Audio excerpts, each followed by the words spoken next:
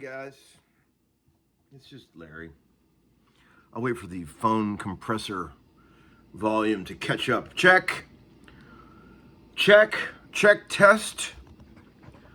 We caught up now? It's just me. Hi. How you doing? Checking in on a Tuesday. This is one of my favorite things. A viewer sent this. Let that shit go. Isn't that amazing? That was from a Homeskoolin viewer that's kindly sent that. Become my new favorite cup. But, man, just checking in. I got a couple cool guitars to show you and some shit to talk about. You know, just a typical coffeeed up Tuesday morning homeschooling session. No sessions today. I worked all day yesterday. Got a rare day off today, and I'm enjoying it. I'm enjoying the feeling of having nothing to worry about. It's a rare feeling.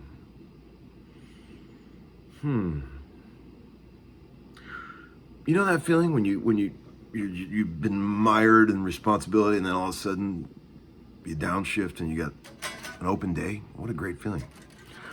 I just drove the kids to school. We had a good time.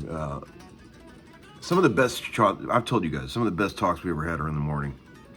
Those drive to school times are precious. Leo said, Dad, if you could make a song in the studio, one song in the studio with anybody, living or dead, who would it be? Good question.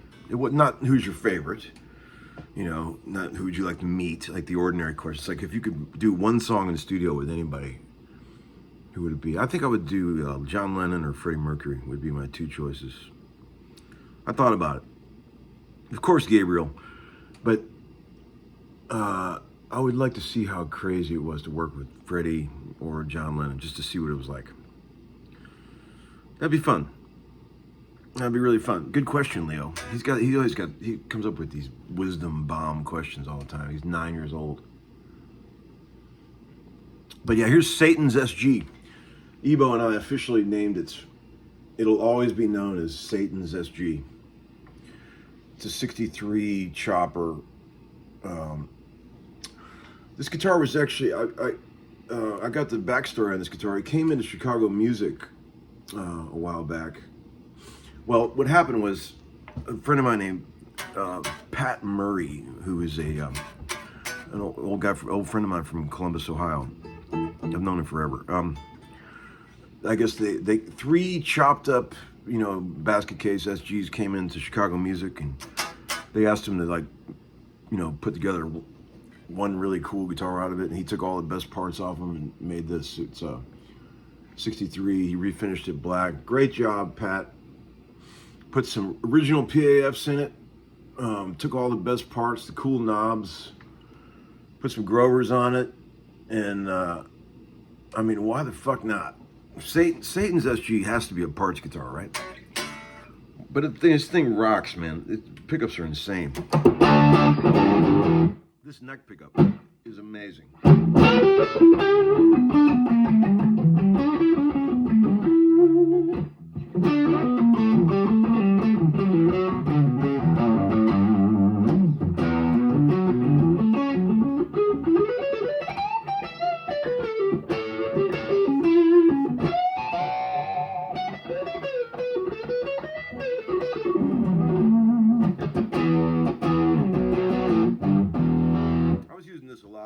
The clean sound on this neck pickup is like the best jazz master you ever had.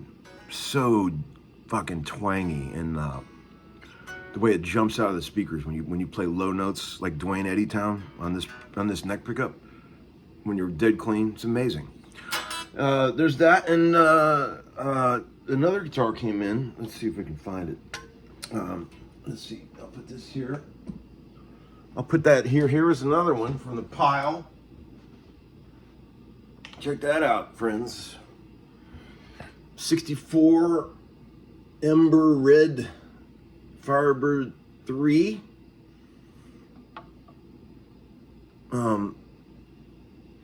No breaks, no cracks, but we had it checked out by the boys.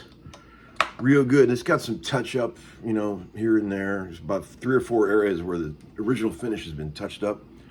But a good portion of the guitar still retains this no overspray, original Ember Red finish, and original pickups and everything. And man, what a cool instrument. I love this thing. Just got this recently from my dear friend John Lattice at Black Magic Vintage. If you haven't looked up his shit, man, that guy's got some cool guitars, man. Damn, you never know what you're gonna find with that boy. And he's a sweet guy. I love dealing with him. I bought a bunch of shit from him. Good dude. Hey, Johnny.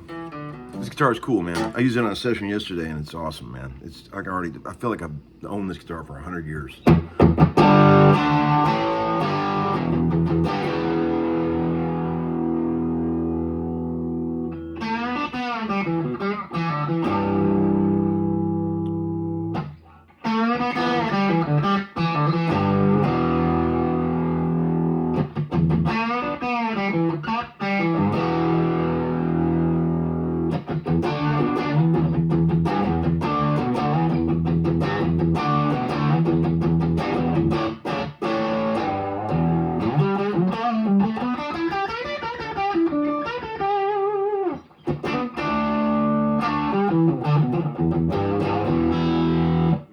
Holy shit, here's the neck pickup.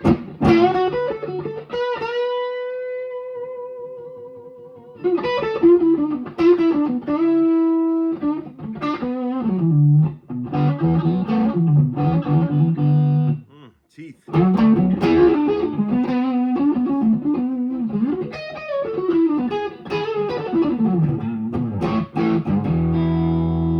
Middle sound.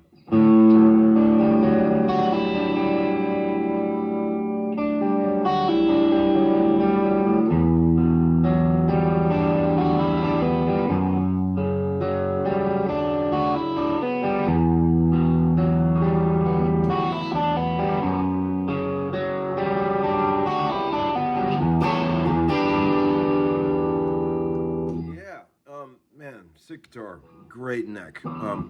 First thing I did with it is I had Nick Druschel at Glaser Instruments put a tune-o-matic on it. Check this out, friends.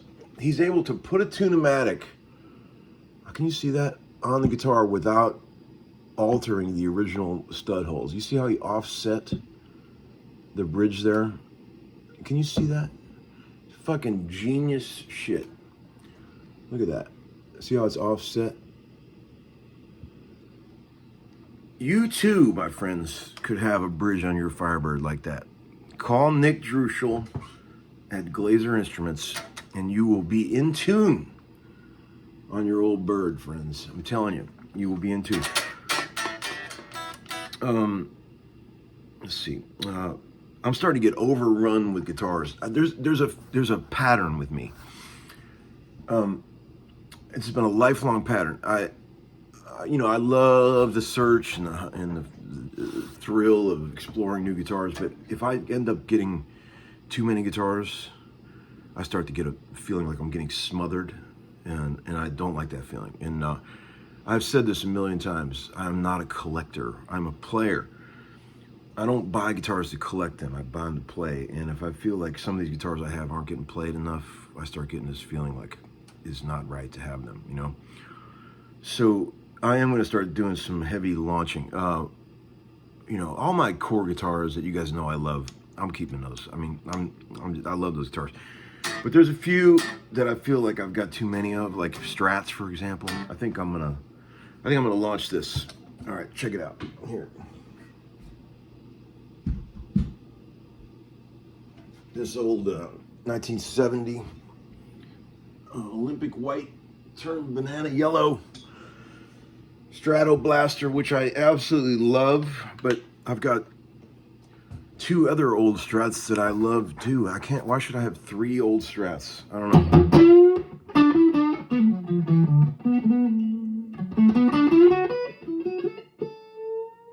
Maybe not. Maybe I shouldn't sell it.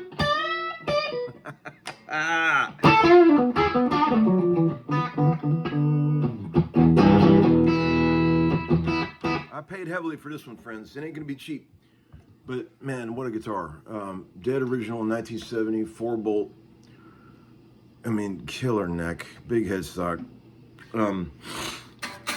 I'll put the prices in the video description of this stuff. I just sold that Gretsch amp, that real clean Gretsch amp. So that's gone. Here's another one I'm gonna launch. There's gonna be a lot more, but I'm just gonna show you these right out of the gate.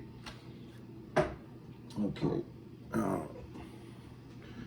You guys saw me playing this. I love this guitar, but I don't need 4 SGs. 1969 SG standard. Totally original.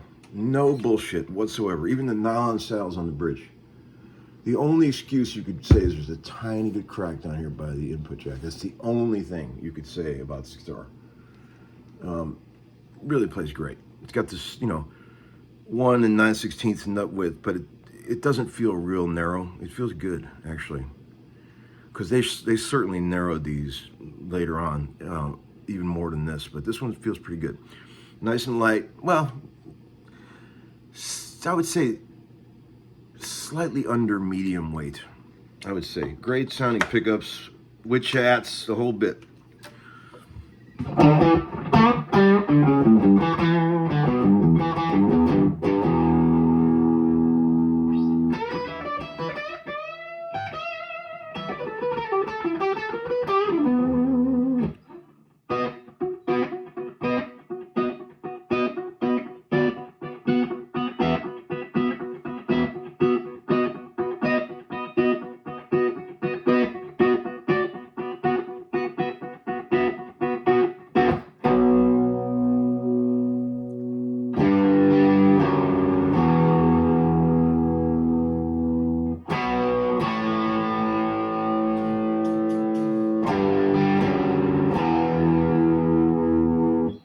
There's that.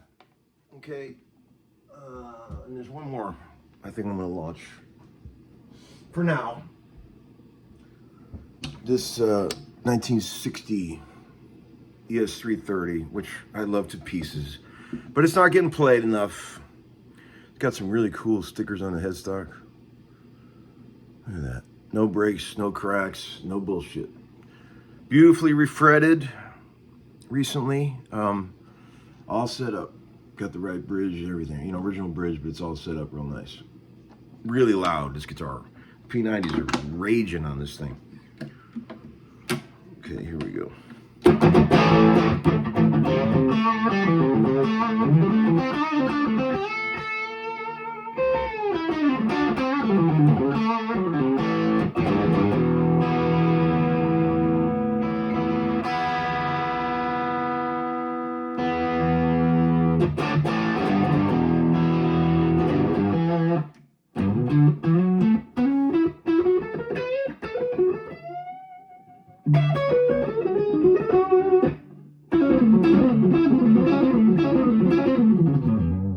There you go, friends. I'll put the prices and everything in the... I got a bunch of amps too, man. God, I got a bunch of shit. I gotta start moving some of this stuff so I can clear out this room a little bit. There's too much shit in here. I guess that's a good problem to have, but you know, I don't particularly love the thought of having a bunch of guitars laying around that I don't play. Okay, friends. That's it for today. I'll talk to you real soon. I can't think of anything else I was going to tell you. That's it for now. All right, I'll check back in later. Peace out. Bye-bye.